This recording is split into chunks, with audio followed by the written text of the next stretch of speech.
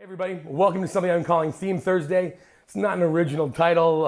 Many of you know that I use the Clifton StrengthsFinder a lot of my work. Gallup actually does their own Theme Thursday video and web discussion, and I think actually some interviews. I really think you should check it out, but I decided I'm going to do my own. I get asked a lot for my opinion on StrengthsFinder themes, and so this is going to be mine. Every Thursday I'm going to hope to offer you one, maybe two, StrengthsFinder themes. StrengthsFinder is a test that assesses natural talent, patterns of thought, feeling, and behavior that we have naturally occurring inside of us, and how those patterns can be productively applied. It really applies to our life, our motivation, the world we live in as a whole. And so if you're interested in taking the Clifton StrengthsFinder, you can head on out to GallupStrengthsCenter.com and pick up a code and take it there. Or you can send me an email at info@thedophanygroup.com, and we can also hook you up with a code. But today I want to talk about a theme. When I teach StrengthsFinder themes, I put them through a lens of three things. I believe that our StrengthsFinder themes, there's all kinds of information that comes with our insight reports and guides. But when I get asked specifically about an individual theme, I typically teach it through the lens of three things: communication, decision-making, and self-management. Now, communication, people say, I understand what that means, but truly, we communicate through our StrengthsFinder themes. Information gets pumped out through a specific filter.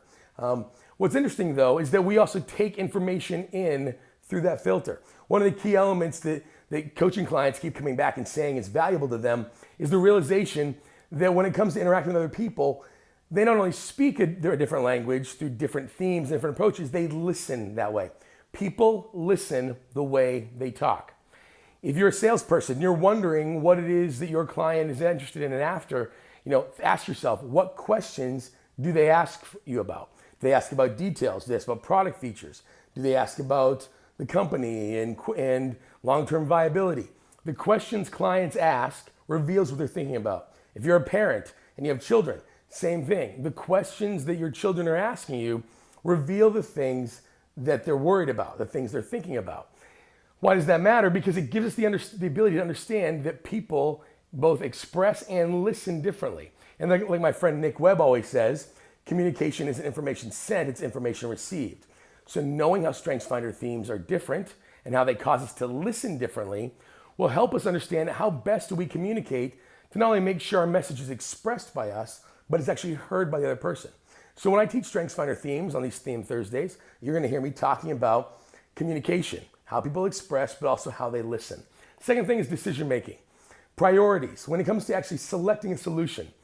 Have you ever been in a meeting where you look at the exact same information, you and another person, the exact same data on the exact same day, and come to opposite conclusions? I don't know about you, but one of the first things I think about is one of us is wrong and it's not me. Well, the challenge we face is that in that moment, we believe that the other person's vote against us, either they're wrong, but two, they don't like us. They don't value us. They don't agree with us. See, we will often make someone else's value of us based upon their agreement with us. And so we think if they agree with our solution, if they agree with our source, our choice, if they agree with our solution, that they actually value us more or less. What we don't realize is it's actually not about me. One of the key elements that we need to understand is that people make decisions and prioritize solutions based on what most sounds like how their brain naturally functions. The patterns and thoughts, feeling, and behavior that the StrengthsFinder are getting at also seem to be the easiest route to decision making. So when our brain, faced with multiple choices, has to go, I have to prioritize these solutions, it often defaults to the solution that most sounds like us. So when I talk about StrengthsFinder themes, I also talk about how they communicate and therefore listen, but also how they prioritize solutions. Lastly, the last filter, people on StrengthsFinder themes, if they let them, are a key to self-management, self-care, how to take care of yourself. Your themes, especially your dominant three, the ones that are stronger, not so much the lesser themes, they reveal go-to places that you can kind of set up as resources for when you're the most exhausted, when you're most tired, when you're the most unsure. And so your themes not only help us understand how we express and therefore listen through communication, they also help us understand how we prioritize solutions. And lastly, they end up giving us keys to how we can take care of ourselves. Real quick today, because I don't want to take up a lot of your time, Achiever. The focus today is on Achiever as a StrengthsFinder theme. Achiever is one of the themes that fall into the executing domain of these 4 domains of strengths-based leadership. And so people with Achiever, at its essence, people often think Achiever is purely just about competition. They think it's about high performance. It's about winning goals and awards and certificates. Achiever in StrengthsFinder language, in my opinion, and based on my experience with people over the years, Achiever at its essence is about accomplishment. It's about execution. It's about getting things done. But what's interesting, we know something's an achievement usually because as little kids, we got certificates of achievement. We got awards. That was a measure of you worked really hard, you performed, it's accomplished, and here's how it's accomplished. The measurement element of achievement is critical. So the measurement of achiever is key. So for achievers, when I'm doing workshops, one of the toughest things for them is they're sitting there listening to me, and I could be giving them the world's greatest data. The problem is taking in data doesn't get measured, and therefore doesn't get recognized as accomplishment. So what happens the first couple hours of the day is what's running through their brain is all the things not being achieved while they're sitting there. See, a key element is being able to measure it, cross it off, check that box. And so they like to know, in fact, when I teach, I put up an agenda, very simple agenda, but I found if I don't, achievers need to know where we are in the day as we go through it. They mentally check off, Mike just talked about philosophy, check. Mike just talked about background to StrengthsFinder, check. Mike is talking about themes, Mike's talking about profiles. The measurement of that mentally helps them manage themselves through the day.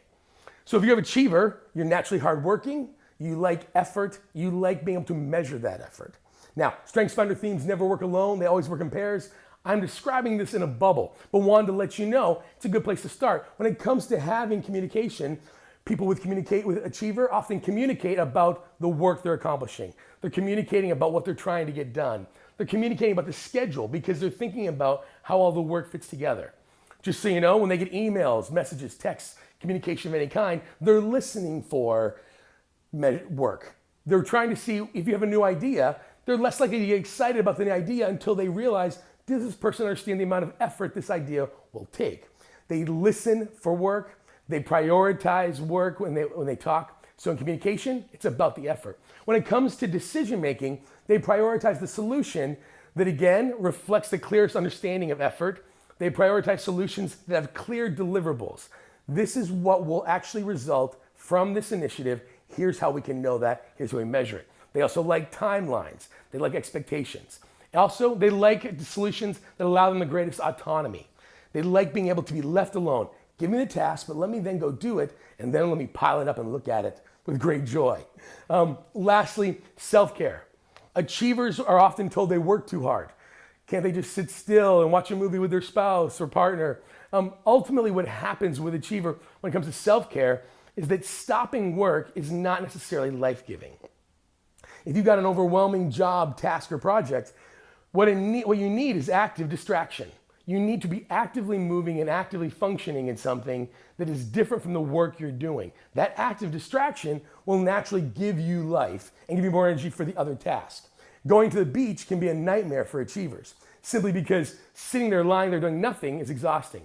But many times achievers take stacks of books. They like the ability to watch the unread list pile of books go down while the read pile of books goes up. Just so you know, achievers, you're naturally good at helping us get things done. You have a talent for driving us to not quit and keep working.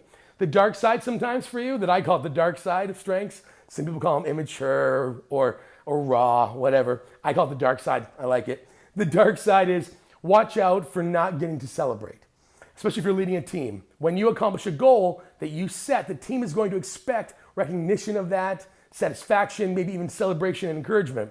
Your mind will naturally go, well, there's naturally more work to do. Make sure you have people in your life who are a good barometer for you of whether or not you're celebrating, whether or not you're really offering your best, and kind of going from there. That's achiever. And that through communication, decision-making, and self-management. Next week, I think we're going to tackle belief. I think that's the next one on my list for themes to tackle. Hope this encourages you. If you want to know more about the StrengthsFinder, shoot me an email at michael@thedauphingroup.com. Look forward to talking to you tomorrow. Lead courageously. Take care.